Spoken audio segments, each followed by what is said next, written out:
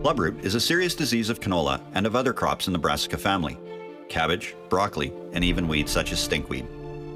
Growth of infected roots is disrupted, resulting in distinctive club symptoms on plant roots.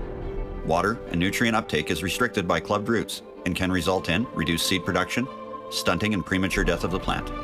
If this pathogen becomes established in the soil throughout a field, serious yield loss can occur. Clubroot is caused by an organism called Plasmodiaphora brassicae. It is an unusual organism in that it does not easily fit into the standard classifications of life. It is not quite a fungus, an amoeba, or even a slime mold, but it has some characteristics of each of these very different groups. The unusual nature of this organism is what makes it a challenge to control. Plasmodiaphora brassicae starts its life cycle as a resting spore.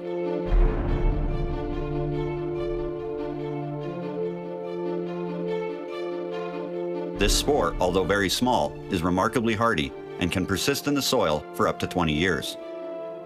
The resting spores are normally found in the upper layers of soil, which is the prime location to begin the actual infection process. Plant roots continually exude a range of chemicals and nutrients into the soil.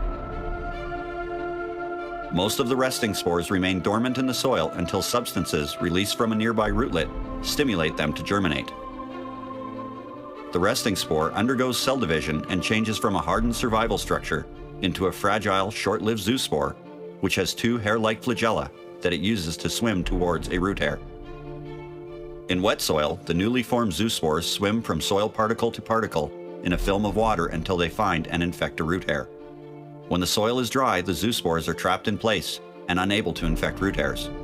This is why clubroot levels are generally low in dry years, even in fields where an abundance of resting spores are present.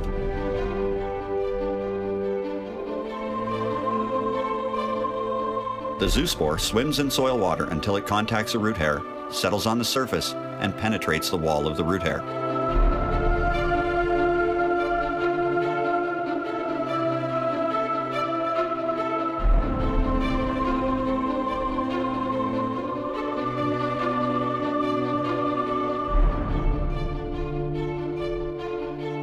The more resting spores that are present near the roots, the more root hairs become infected.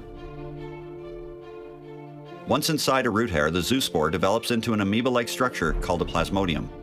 The plasmodium grows rapidly and matures within a few days, and then produces new zoospores that are released back into the soil environment.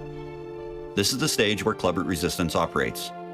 The root hairs of both susceptible and resistant plants are infected by the primary zoospores, but the flush of these secondary zoospores from the root hairs are not able to infect and develop into the root of resistant plants.